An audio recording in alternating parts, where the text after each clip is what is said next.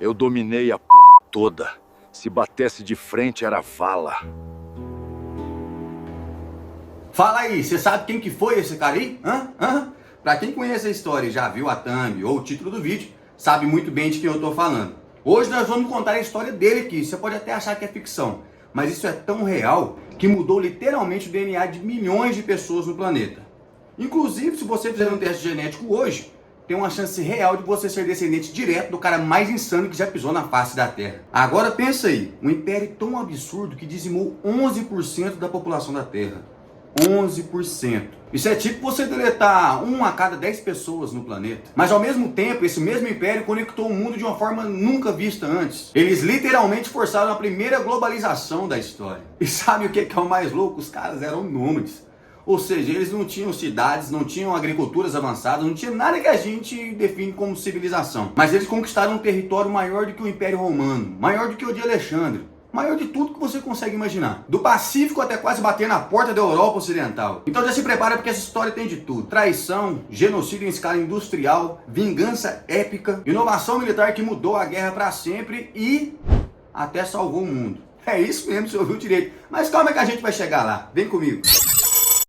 Sejam muito bem-vindos ao Pílulas e Fragmentos, onde você recebe pílulas de curiosidade e conhece os fragmentos da história. Meu nome é Huberson Silva e hoje eu vou levar vocês para uma história incrível. Então, vamos começar do começo. Século XII, lá nas estepes da Mongólia. E quando eu falo estepes, não pensa num lugar bonitinho não, por exemplo, igual o condado do Frodo, lá do Senhor dos Anéis.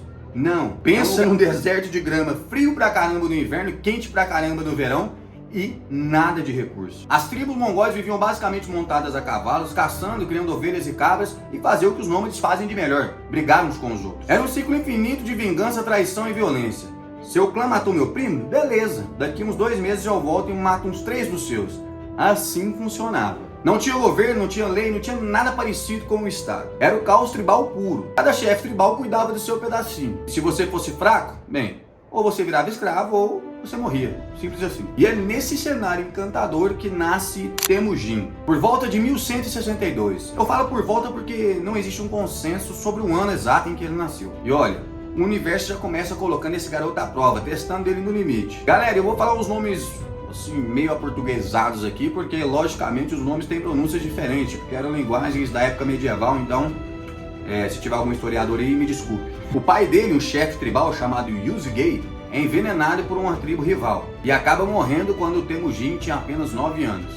Pronto, a família inteira ficou órfã de pai. A mãe dele, Hoylun, que aliás era uma mulher incrível, tem que criar sozinha 5 filhos. E ela faz de tudo, ela caça ratos, ela tem que sobreviver de alguma maneira com os seus filhos. Temujin e seus irmãos cresceram passando fome, sendo humilhados, vivendo na pior situação possível. E aí vem a primeira demonstração do que esse cara iria se tornar. Um dos meio-irmãos dele, chamado Bekter, foi pego roubando comida. Temujin nessa altura tinha 14 anos. Sabe o que ele fez?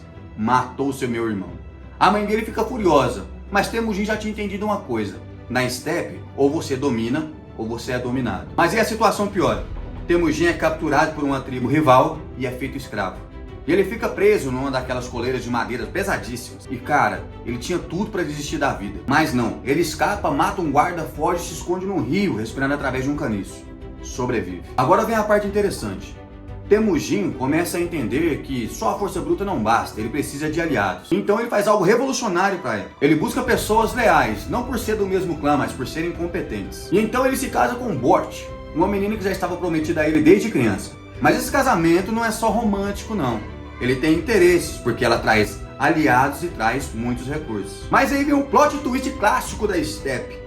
Bort é sequestrada por uma tribo rival e é levada prisioneira. Temujin então mostra pela primeira vez o que ele é capaz de fazer. Ele faz uma aliança com Toghu, um clã poderoso, e com Jamukha, seu melhor amigo de infância. Ele junta um exército, invade a tribo inimiga, resgata sua esposa e, detalhe importante, mata todo mundo que estava envolvido. O recado já estava dado. Não mexa com Temujin. Durante muito tempo, Temujin e Jamukha foram os melhores amigos. Porém, na estepe, a amizade só dura até alguém querer ser o chefão. E o problema é que os dois queriam. Então eles começam a travar uma guerra entre si. E olha que interessante. Jamukha era o cara da nobreza tradicional, das linhagens antigas, do meu avô era um Khan, então eu também sou. Temujin era o oposto. meritocracia pura. Não importa de onde você vem, importa o que você pode fazer. Temujin então começa a construir um exército onde qualquer soldado pode se tornar um general, onde a lealdade vale mais que sangue nobre. Isso é revolucionário. Levou anos, mas em 1206 Temujin fez o impossível. Unificou todas as tribos mongóis. Num grande encontro chamado Kurutai, ele é declarado como ele ficou conhecido até hoje, Gengis Khan. Significa algo como governante universal ou Khan oceânico, basicamente o chefão supremo. Ele tinha 44 anos e tinha sobrevivido a literalmente tudo que se pode imaginar. E agora? Agora ele tinha um exército de nômades famintos, altamente treinados, extremamente disciplinados e sem absolutamente nada a perder. O mundo não estava preparado para o que vinha a seguir. Então vamos falar da parte que transformou os mongóis em uns caras brigando na estepe para o exército mais letal da era medieval. Gengis Khan fez algo que parecia óbvio, mas que era revolucionário para a época. Ele organizou o exército em sistema decimal. 10 soldados formam um Arban, comandado por um líder. 10 Arbans formam um Jagan, de 100 homens. 10 Jaguns formam um Mingan de 1000. E 10 Mingans formam um Tumen de 10.000. Parece simples, mas era genial. Todo mundo sabia quem comandava quem, qual era o seu lugar e como a informação fluía. O melhor, todo mundo podia subir de posto. Não importa se seu pai é nobre ou pastor de ovelhas. Você é bom, você sobe. Você falha, você desce. Ou morre. A disciplina era absurda. Se um soldado fugisse, todo o Arban dele era executado. Se um Arban inteiro fugisse, o Jagun era executado. Isso criava uma pressão social onde todo mundo se vigiava. Era brutal, mas extremamente eficaz. Agora a grande jogada, mobilidade. Cada guerreiro mongol tinha no mínimo 3 cavalos. Isso significa que eles podiam cavalgar o dia inteiro trocando de montaria sem cansar os animais. Podiam percorrer 120 km por dia, enquanto exércitos europeus faziam em 30, e isso se tivesse sorte. Eles não precisavam de carroça com suprimentos. Cada soldado carregava carne seca, queijo fermentado e leite de égua fermentada. Se precisasse, matava um cavalo e comia. Se tivesse muita sede, fazia um corte na veia do cavalo e bebia e seguia viagem. Mas eu tô falando sério. Isso significa que eles podiam aparecer do nada, atacar, desaparecer e reaparecer 2 dias depois, a 200 km de distância. Para os inimigos era como lutar com fantasmas. E aqui entra a estrela do show. O arqueiro montado mongol. Esse cara treinava desde os 3 anos de idade. Aos 10 já estava caçando montado. Aos 15 era uma máquina de matar. Eles conseguiam disparar flechas com uma precisão absurda, galopando a toda velocidade. Eles podiam até atirar para trás enquanto fugiam e tinham flechas para diferentes situações. Perfurantes para armaduras, de ponta larga para cavalos, incendiárias para construções. E a taxa de disparos? Um arqueiro mongol podia disparar até 6 flechas por minuto. Cada turma tinha 10.000 arqueiros, então faça as contas. 60.000 flechas por minuto. Era uma tempestade de morte. Mas ter bons soldados é uma coisa, ter estratégia de guerra genial é outra. E aqui, os mongóis inovaram mais uma vez. Eles tinham estratégias de guerras que os europeus só iriam entender séculos depois. A tática favorita deles era a finta de retirada, e funcionava mais ou menos assim. Você ataca o inimigo, começa a atirar flechas, finge que está em pânico e foge. O inimigo pensa, beleza, estamos vencendo, e sai correndo atrás, quebrando a formação. E quando eles estão bem espalhados e cansados, os mongóis voltavam e acabavam com todos eles. Os europeus caíram nessa várias e várias vezes e nunca aprenderam. Outra tática brutal. Divisões mongóis apareciam de lados opostos, às vezes separadas por dias de viagem, e fechavam um cerco ao mesmo tempo. Como? Sistema de comunicação com mensageiros extremamente rápidos e sinais de fumaça. E tem mais, espionagem. Antes de atacar qualquer lugar, os mongóis mandavam mercadores, espiões, até diplomatas para coletar informação. Eles sabiam geografia, táticas de defesa, as divisões políticas, tudo. Chegavam preparados. E a guerra psicológica era a nível profissional. Eles espalhavam histórias sobre suas atrocidades, algumas exageradas, outras verdadeiras. Cidades inteiras se rendiam sem lutar porque tinham ouvido o que aconteceu com quem resistiu. Mas o que acontecia com quem resistia? Meio que já vamos falar disso aqui. Aqui vem um ponto interessante. Os mongóis não eram tradicionalistas. Eles viam a tecnologia melhor, copiavam. Capturavam engenheiros chineses, botavam para trabalhar. Os cercos mongóis começaram desajeitados. Eles eram nômades, não sabiam direito como derrubar muralhas. Daí eles capturaram engenheiros chineses especialistas em armas de cerco. Poucos anos os mongóis estavam usando catapultas, arietes, torres de assalto e até explosivos com. Eles criaram um sistema postal chamado Yambi, com estações a cada 40 km onde trocavam de cavalos. A informação cruzava o Império mais rápido que em qualquer outro lugar do mundo. O mensageiro conseguia levar uma ordem de um lado a outro do Império. Estamos falando de milhares de quilômetros em semanas. Para comparação, na Europa essas mensagens levavam meses. Era um exército do futuro lutando contra medievais, não tinha nem como competir. Então, 1211. Gengis Khan olha para o sul e vê a dinastia Jin controlando o norte da China. É um império rico e populoso com cidades fortificadas e milhões de soldados. Parece impossível, né?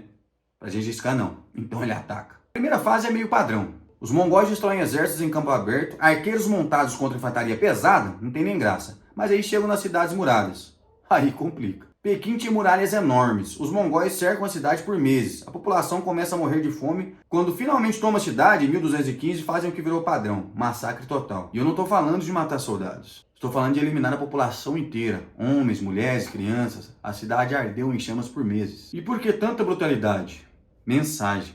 Gengis Khan queria que as outras cidades soubessem que resistir era extinção total. Mas quem se rendesse, viveria. Pagando impostos. Mas viveria. E funcionou. Muitas cidades passaram a abrir o portão sem luta. Agora vem a história mais insana de todas. 1218. Gengis Khan mandou a caravana comercial para o Império Khwarezmiano, que controlava a Ásia Central, tipo o atual Uzbequistão, Turcomenistão e partes do Irã. Um governador de uma cidade fronteiriça, um retardado chamado Inalchuq, acha que eles são espiões e decide matar todo mundo e roubar as mercadorias. Gengis Khan, sendo até razoável, foi lá e mandou uns diplomatas ir lá e trocar uma ideia com eles. Falar assim, ó, pede desculpa formalmente aí e, logicamente, me dê uma compensação por atrocidade que você fez. E o Shah Mohammed II fez ainda pior. Matou um dos embaixadores e raspou a barba dos outros. Que na época era uma humilhação máxima. Errou feio, errou rude. Erro feio. Gengis Khan para tudo que está fazendo na China e vira para o oeste com um único objetivo. Vingança total. 1219. Gengis Khan invade o Império Khwarezmiano com 100 mil homens. O Império tinha 400 mil, mas os números não importam. Os mongóis não lutam como exércitos normais. Eles dividem as forças, atacam várias cidades ao mesmo tempo, cortam comunicações e espalham terror. E em menos de 2 anos, destroem completamente o Império. Bukhara, uma das cidades mais ricas da Rota da Seda, é cercada. Quando cai, Gengis Khan pessoalmente entra por uma das mesquitas, diz a lenda, e diz: eu sou o castigo de Deus. Se vocês não tivessem pecado, Deus não teria me mandado. E depois queima a cidade inteira. Samarcanda, outra metrópole linda, cai em 5 dias. 30 mil soldados defensores são executados e a população, mais uma vez, é dizimada. Mas o pior foi Merv. Merv é uma das maiores cidades do mundo, talvez 500 mil habitantes. Os mongóis cercam, tomam e aí vem a parte difícil de acreditar. Executam praticamente todo mundo. Os registros falam em 700 mil mortos, o que provavelmente é exagerado. Mas mesmo que seja metade disso, já é genocídio em escala industrial. Eles dividiam os prisioneiros entre soldados. Era cerca de 300 ou 400 prisioneiros para cada um. Assim eles garantiam que ninguém escapasse se fingindo de morto. E o Shah Mohammed II? Fugiu feito um covarde. Os mongóis perseguiram ele até uma ilha no Mar Cáspio, onde ele morreu de disenteria. Mas o filho dele, Jalal ad-Din, lutou bravamente. Gengis Khan até respeitou, mas não poupou ninguém. E em menos de 3 anos, um dos maiores impérios do mundo deixou de existir. Agora pula para 1236. Gengis Khan já estava morto, mas fica tranquilo que a gente vai falar sobre a morte dele ainda. Mas o neto dele, Batu Khan, recebe ordem para conquistar o oeste, e ele vai com gosto. A Rússia da época era uma coleção de principados brigando entre si. Fácil demais. Os mongóis destroem exército após exército. Kiev, uma das cidades mais importantes da cristandade ortodoxa, é completamente arrasada. As crônicas dizem que você podia andar sobre os cadáveres sem pisar no chão. Aí eles continuam para a Polônia e Hungria, 1241. Os europeus finalmente reagem e juntam o exército. Batalha de Lênica, na Polônia. O exército cristão tinha cavaleiros pesados, infantaria, arqueiros, bem confiantes. Os mongóis fingem recuar, os europeus vão atrás e bum, emboscada clássica. Os mongóis cortam a orelha de cada corpo morto para contar os mortos. Encheram 9 sacos grandes. 2 dias depois, batalha de Morri, na Hungria. Morri?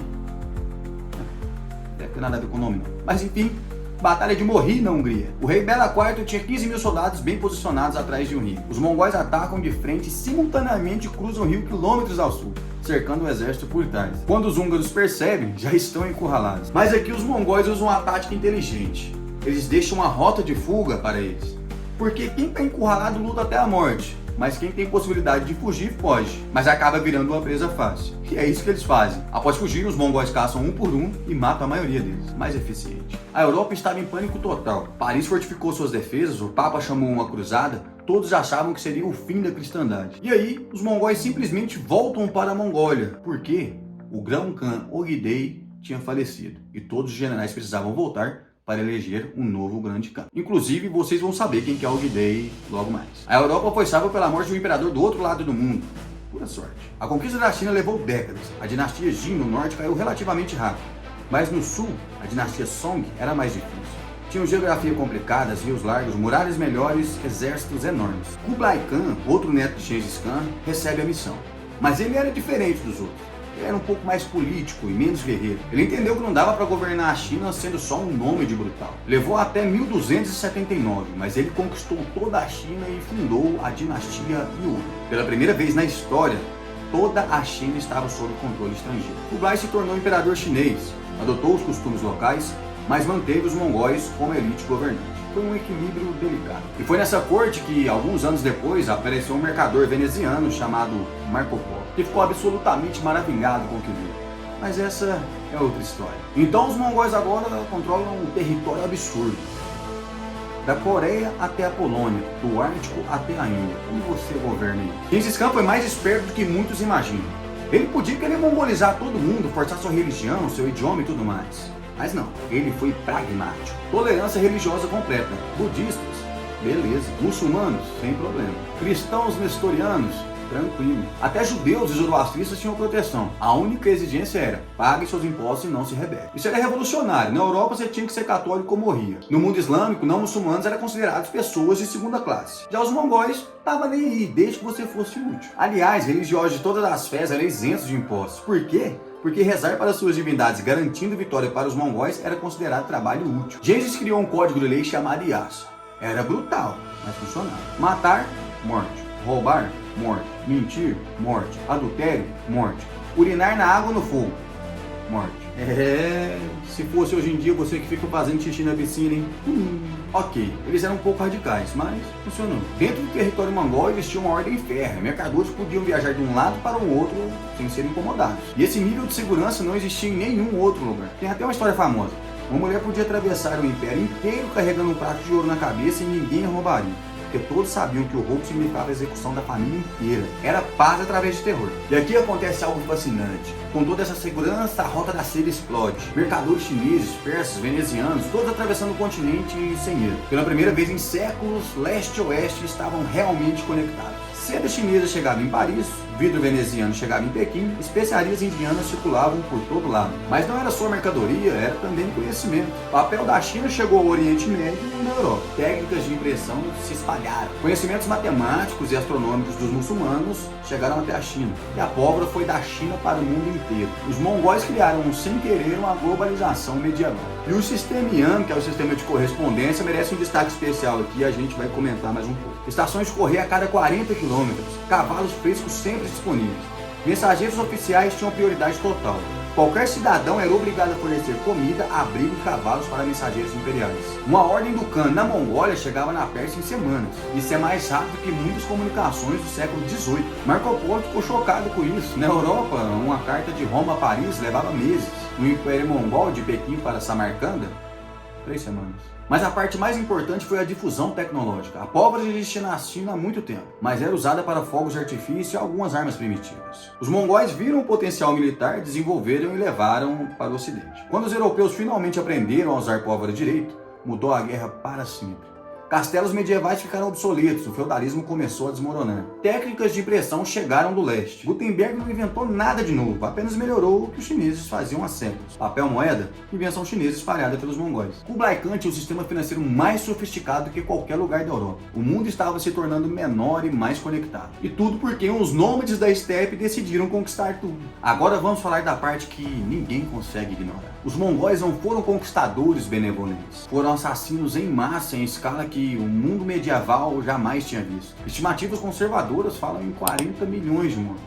40 milhões. Em uma época que a população mundial era tipo uns 400 milhões. Isso é 10% da humanidade. Algumas estimativas falam em até 11% da população mundial exterminada. Só para uma comparação, a Segunda Guerra Mundial matou cerca de 3% da população mundial. Mas não era só morte em batalha não, era extermínio sistemático. Quando uma cidade resistia e era tomada, os mongóis não faziam prisioneiros.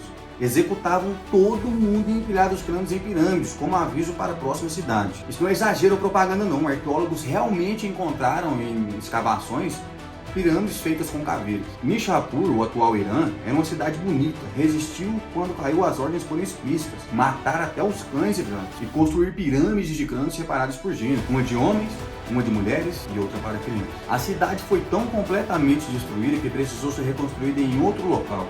A Nishapur original simplesmente deixou de existir. 1258. Hulagu Khan, outro neto de Gengis, cerca Bagdá. Na época, Bagdá era o coração intelectual do mundo islâmico, casa da sabedoria, bibliotecas enormes, centro de ciência e cultura. O califa Al-Musta'sim achava que era intocável, recusou-se a se render. Errofi Hurud. Os mongóis tomaram a cidade em 2 semanas. O que aconteceu depois foi uma tragédia civilizacional. Massacre da população por semanas. Estimativas variam entre 200 mil e 1 milhão de mortos. Os mongóis jogaram os livros da Casa da Sabedoria no rio Tigre em tanta quantidade que, segundo as crônicas, a água ficou preta de tinta por 6 meses. Séculos de conhecimento acumulados, perdidos. Obras únicas, nunca replicadas, destruídas para sempre. Dizem que o mundo islâmico nunca se recuperou totalmente desse golpe. Bagdá, que era país da Idade Média, se tornou uma cidade de segunda categoria por século. Agora tem uma teoria histórica absolutamente aterrorizante, que provavelmente é verdade. 1346.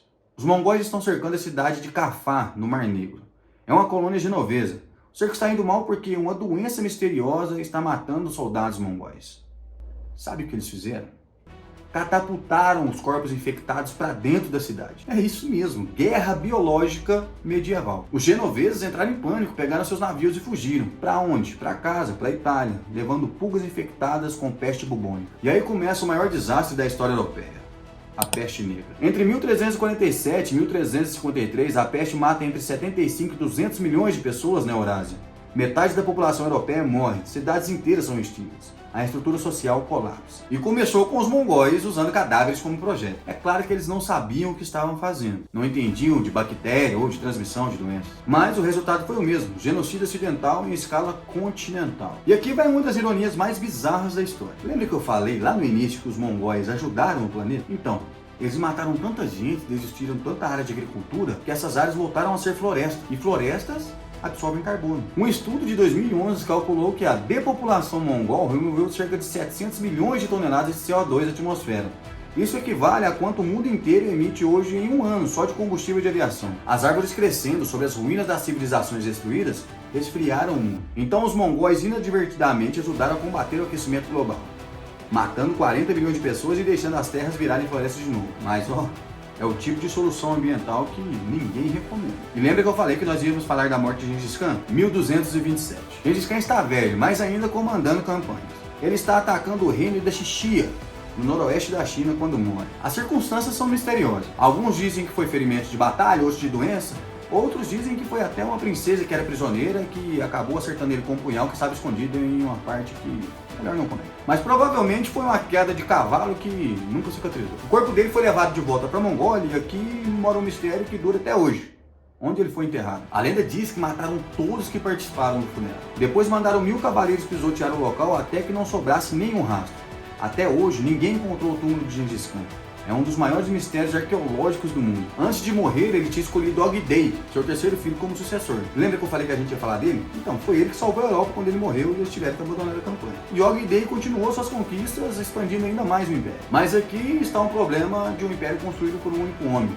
Quando ele morre, todo mundo quer um pedaço. 1259. Mong Khan morre durante uma campanha na China. E aí estoura uma guerra civil pela disputa do trono entre os netos de Gengis. Kublai Khan quer ser um novo grande Khan. O irmão dele, Arik Bok, também quer. Começam a brigar. Kublai vence, mas a unidade do Império está rachada. E agora entra a Era dos Khanatos. O Império se divide em 4 partes principais, cada uma governada por descendentes de Gengis. Dinastia Yuan, na China. Kublai Khan vira imperador chinês, constrói uma capital linda em Dadu, atual Pequim, tenta invadir o Japão 2 vezes e falha miseravelmente, graças a tufões que os japoneses chamaram de kamikaze, vento divino. Mas controla a China e é extremamente rico. E o Khanato na Pérsia. Hulagu Khan, aquele que destruiu Bagdá. Ele governa o Irã e arredores. Com o tempo, esses mongóis se convertem ao Islã e passam a integrar a cultura persa. Eventualmente, deixam de ser mongóis reconhecidos. Khanato de Chagatai, na Ásia Central. Fica no meio da Rota da Seda. Controla Samarcanda e outras cidades comerciais importantes. Mas é constantemente instável, com outras facções brigando pelo poder. Horda Dourada, na Rússia. Batu Khan e seus descendentes dominam a Rússia por mais de 2 séculos. Os russos chamavam isso de Jugo Tártaro. Moscou só conseguiu crescer porque os mongóis deixaram, usando os príncipes russos para coletar impostos. Mas na prática eram 4 reinos separados que, vez ou outra, brigavam entre si. O problema dos mongóis era simples. Eles eram poucos. Mesmo no auge, eram tipo 1 milhão de mongóis governando 100 milhões de súditos. Na China, Kublai Khan e seus assessores passaram a se comportar cada vez mais como imperadores chineses e menos como cães mongóis.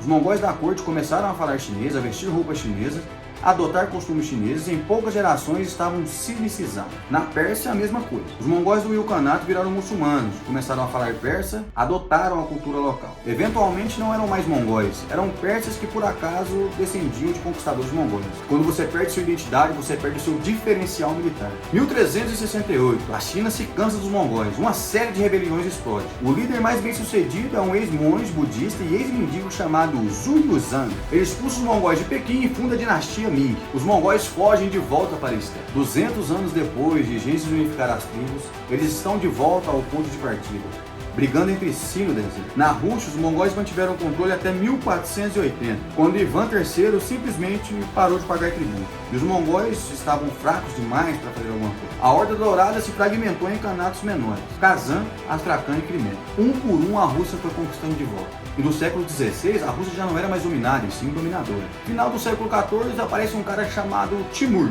mas também conhecido como Tamerlão. Ele afirmava ser descendente de Gengis, meio duvidoso, e queria reconstruir o Império Mongol. Eu vou te falar, o cara chegou perto. Conquistou a Pérsia, invadiu a Índia, destruiu o Império Otomano na Batalha de Ankara, planejava invadir a China. Foi o último grande conquistador da tradição mongol. E depois dele, a Era dos Impérios da Estepe acabou de verdade. Então, avança rápido para 2003. Um grupo de geneticistas está estudando o cromossomo Y de populações asiáticas. E eles descobrem algo absolutamente insano. Existe uma linhagem genética, um padrão no cromossomo Y que aparece em 16 milhões de homens. 16 milhões. E todos descendem de um ancestral comum, que viveu há 1000 anos na Mongólia. As datas batem, a região bate. A conclusão mais provável, Gengis Khan tem 16 milhões de descendentes diretos vivos hoje. Se você contar pela linha feminina também, provavelmente é meio bilhão de pessoas com o DNA dele. 8% de todos os homens que vivem na antiga área do Império Mongol carregam esse marcador genético. 8%. Como isso é possível? Bom, Gengis teve muitas esposas e concubinas.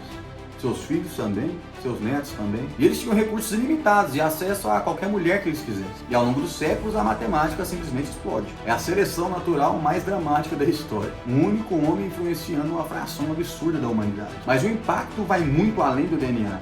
A Rússia moderna, por exemplo, existe em grande parte porque Moscou foi escolhida pelos mongóis como centro de coleta de impostos. Quando os mongóis saíram, Moscou já tinha infraestrutura e poder para dominar os outros principados russos. O Império Russo que veio depois tinha muitas características mongóis: autocracia absoluta, controle centralizado, uso sistemático de terror e um estepe enorme conectando tudo. Putin governando da mesma maneira que um Khan não pode ser conhecido. Na China, mesmo após os Ming terem expulsado os mongóis, mantiveram várias estruturas administrativas mongóis porque funcionavam. A dinastia Qing, que veio depois, eram manchus que estudaram e copiaram técnicas de governo mongóis. A Mongólia hoje é um país pequeno, 3 milhões de habitantes espremido entre Rússia e China, mas eles nunca esqueceram Gengis Khan. Durante o Império Comunista, sob influência soviética, era proibido comemorar Gengis. Mas quando a Mongólia se tornou democrática novamente em 1990, bum!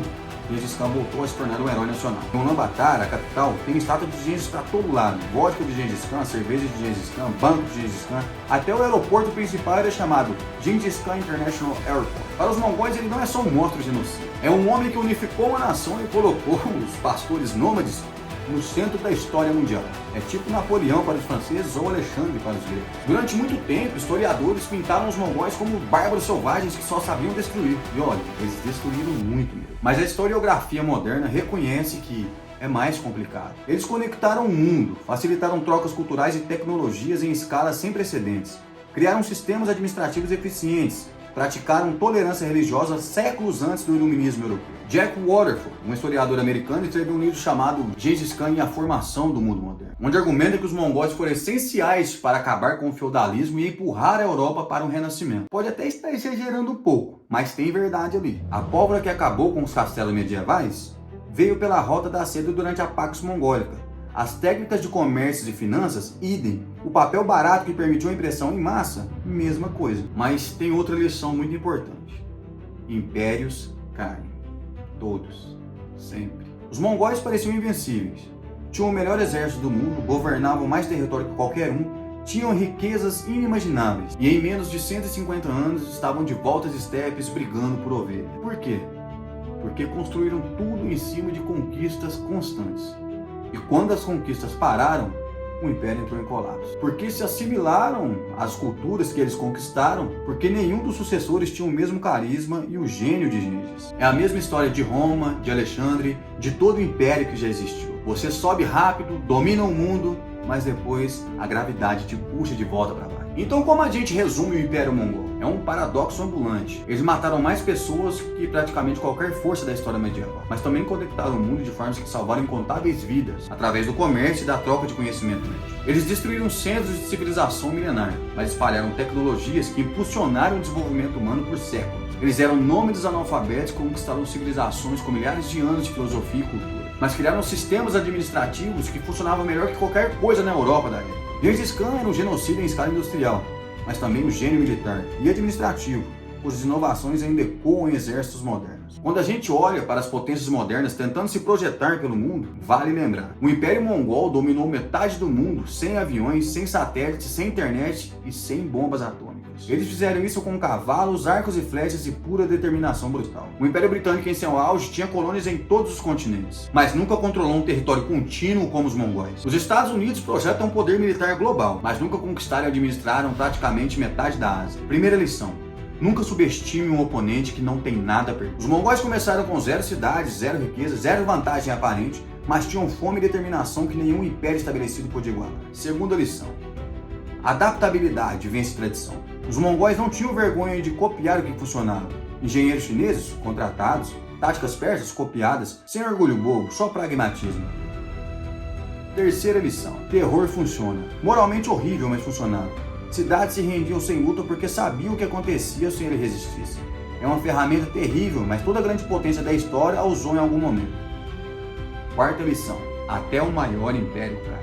Sempre. A arrogância de achar que dessa vez vai ser diferente matou todo o império que já existiu. Então deixo você com isso. Se você pudesse voltar no tempo e impedir todas as conquistas mongóis, você faria? Você salvaria 40 milhões de vidas? Preservaria Bagdá e suas bibliotecas? Evitaria séculos de trauma cultural na Rússia e na Ásia Central? Mas você provavelmente atrasaria a difusão tecnológica por séculos. A Rota da Seda talvez nem se reabrisse. A Europa talvez ficasse isolada por mais tempo. A pólvora, a impressão, o papel, tudo demoraria mais tempo para se espalhar. É o tipo de questão que não tem resposta certa. E talvez seja exatamente por isso que a história dos mongóis continua fascinante 800 anos depois. Eles provaram que um grupo de nômades determinados podem realmente mudar o mundo, para melhor e pior, geralmente ao mesmo tempo. E essa, meu amigo, é a história do Império Mongol, a força mais destrutiva e paradoxalmente progressiva da Idade Média. Um império que matou milhões, mas conectou bilhões. Se você chegou até aqui, muito obrigado por ter me acompanhado nessa história insana, que é a mais louca que você vai ouvir provavelmente essa semana. Deixe seu like se você também ficou